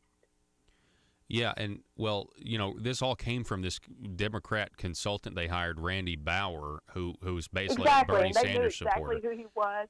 They knew who he was, and they knew it from the beginning, and that's because they like him, because that's how Asa is. He is not a conservative, and I would have a lot more respect for the man. Actually, I would have respect, period, for the man, because I don't have it right now. If he would have just stood up from the beginning of this campaign and said, look, this is what I've done. This is what I'm doing now. And just be honest with the people instead of lying to the people about who he is and what he's trying to do. He ought to be man enough to stand up and say, look, folks, we don't have any money in this state. This is why we have to do it. And, of course, that would be untrue, too, because, as you know, Paul, we do have money in this state. We do not have a revenue problem. We have a spending problem. And day one as governor, the first thing I want to do is get in there and cap spending so we don't increase spending anymore at all. Stop that progressive increase that's occurring under his leadership and then start going into our budget, going into our agencies and auditing our agencies and looking for waste. There is hundreds of millions of dollars in waste in our state government. That's what we need to do day one, and I'm telling the people we are going to do our best to get a handle on that immediately. Speaking of signs, Jay on Facebook writing that there are Jan Morgan signs popping up all over Maumelle, so that kind of goes. I also have Facebook reports. I was going to get to this tomorrow of some signs being stolen. There's a before and after photo. A lot of signs. So, what's going on there? What are you hearing? Is it happening in just one part of the state, or is it happening everywhere? No, it's happening in various areas of the state, and we're getting different reports about who's behind it. I'm not going to say anything because I can't prove. You know me, my credibility is what I have, and Right. I want to make sure that I only say what I can prove and substantiate. So I'm not going to. It's just interesting that it's only my signs that are disappearing, none of ACE's. And I have given the strict order to our folks. I said, look, people, no matter how mad you get, no matter what they say or do to me in the next 2 weeks, do not touch their sign. Do not stoop to their level. Correct. Let's take the high road. Ultimately, the sign that once again, ACE's team knows their biggest fear is that people are going to find out about me before this election. Yeah. That people are going to find out about me and then research, and then they lose. So their objective, and his objective all along, his refusal to debate me is all about, let's don't give her any more attention and expose her to the people any more than possible. Your signs are Which is easier why to they- read, by the way, than ACE's. I think your signs Yeah, are better. they are. They are. And imagine that. They're just designed by regular folks, you know, never designed political signs and all that. Yeah. So, Well, we appreciate you it. know, the bottom line is they're not going to be able to stop this groundswell of grassroots movement. If the people continue what they've started, the momentum continues to build as it has been. I think there's no stopping the people of the state. It's not about Jan. It's about the people, and they're on a mission. Jan Morgan, we're going to leave it there. Republican gubernatorial candidate, thank you so much for joining us this Monday morning. Yes, sir. Okay. Yes, sir. Okay. Folks, we're going to take a break. Telling you, very, very exciting stuff. Early voting starts today and runs for 2 weeks until we get to that primary on May 22nd. So go out and vote. Vote your conscience. Vote your convictions. And just be thankful that we have a voice and a say in this democratic republic. Back in just a moment. Russellville-based firearms manufacturer Omega are making clones of the most notable German firearms in the world. These delayed rotor-lock firearms have been and are currently used by law enforcement and military worldwide. At Omega, they manufacture their guns right here in Arkansas and produce the best reproduction in the marketplace that comes with a complete 5-year warranty. At Omega, they take firearm manufacturing seriously and offer discounts to active and retired law enforcement. Whether you're using Omega firearms to defend the public, defend your family, or for target practice, Omega has your back. For pricing, go to omega-guns.com. That's omega-guns.com.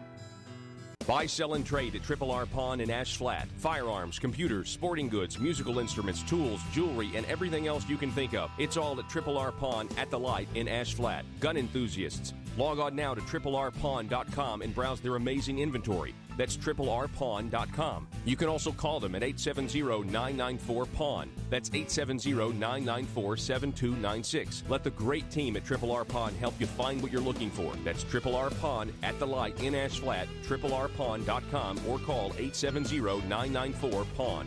This is State Representative Dan Sullivan with the Liberty Moment. The Declaration of Independence states, to secure these rights of life, liberty, and the pursuit of happiness, governments are instituted among men, deriving their just powers from the consent of the governed. In other words, people are responsible for the character of their Congress. If that body be ignorant, reckless, or corrupt, it's because the people tolerate ignorance, recklessness, and corruption. If it be intelligent, brave, and pure, it's because the people demand these high qualities. If the next centennial does not find us a great nation, it will be because those who represent the enterprise and culture and morality of the nation do not abide in controlling the political forces. James Garfield. This is Dan Sullivan with the Liberty Moment. Paid for by Sullivan for Arkansas. If you're like me, you believe that small business is the heart of Arkansas's economic engine, and it should be viewed that way by the politicians in Little Rock. Conduit for Commerce also believes, like you and I believe, policies that achieve less regulation and lower taxation help small business in Arkansas thrive. Other policies like small, constitutionally consistent government and reducing citizen dependency on government keeps it from growing and expanding its influence on our daily lives. Conduit for Commerce works every day to educate the general public and legislators on these important priorities in the name of Arkansas small business. By the way, contributions to Conduit for Commerce are tax deductible. Log on now to conduitforcommerce.org and click on Contact Us on the right side of the page. That's conduitforcommerce.org. Go there now and learn the facts on protecting small business in Arkansas.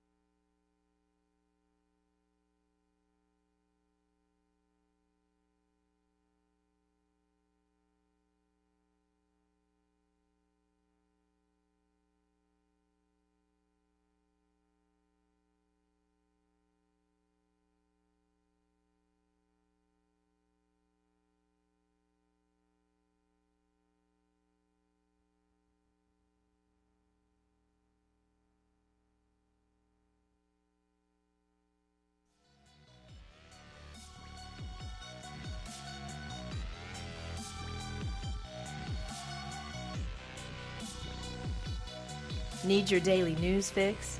Don't forget to tune in to Conduit News Radio with Paul Harrell. There's an opinion piece in the news. I'm going to need you to put that. I'm going to need you to put that invitation back up. John Woods invitation, where Asa Hutchinson through John Woods a fundraiser with special guest Asa Hutchinson. I'm going to put that back up there. I want everyone to understand that this happened. This event happened back on October 20th, 2015. Right before John Woods said, "No, I don't think so." Everybody knew that John Woods had done what he had done. I mean, everybody knew if it ever got to a courtroom, a jury would convict him of carving out a financial niche for himself. Anyway, there is a great piece in the Arkansas Democrat-Gazette over the weekend by Mr. Mike Masterson, and I just want to publicly give him a shout-out and say thank you for starting to put the dots together based on tort reform and the nursing home industry and Jake Files and you know, it's just refreshing that somebody else besides Conduit News is trying to do this. For example, Mike Masterson wrote, "I sit on my porch this morning sipping a cup of coffee, wondering whatever happened with the much-publicized $80,000 nursing home industry executive David Norsworthy reportedly wired into the commercial bank account of now former state senator Jake Files of Fort Smith. Seems reasonable and inexplicable. Seems a reasonable and inexplicable exchange of that much money between a nursing home guru and an elected official convicted of financial crimes should be sufficient to catch the attention of any diligent investigator and prosecutor." He says, "I remember writing about the Norsworthy's mysterious 2014 deposit sometime in 2017, but apparently the matter toppled back into a black hole somewhere along the line. Sebastian County Prosecutor Daniel Shue hasn't forgotten. He sent a letter in April to U.S. Attorney for the Western District asking if the office or any others were following up on the mysterious money transfer. As my deadline for this column approaches, Shue hasn't received a reply. I suppose it's really not that surprising since we know the FBI doesn't comment. Concerned about intruding into a possible federal case, Shue is blocked from pursuing his own state investigation until he knows what the feds are or are not going to do." Reporter John Lovett with the Southwest Times Record in Fort Smith said Shue sent his letter on April 10th to Dak Keese, the newly appointed U.S. attorney, inquiring specifically whether Norsworthy's wire transfer was made in violation of federal law. Mike Masterson writes, "I found it interesting how it was the newspaper that in May 2017 found the wire transfer contained in public court documents." Eventually in this, we're running out of time here, and I'm going to get to this tomorrow on the program, but it talks about the timing as to, and not just the first time, but other times where Jake Files would file a piece of legislation favorable to the nursing home industry, and then the nursing home industry wired him $80,000. And it's time somebody puts together these pieces and starts to, call for more investigations. And that's just with, folks, healthcare entities. We're talking about a ton of money. How many of them are consultants? Who else is going to get pinched? Is Senator A really Senator Jeremy Hutchinson in the Hank Wilkins guilty plea? I remember when Senator A used to be John Woods in the Micah Neal guilty plea deal that you could read. Remember that? We'll see you tomorrow.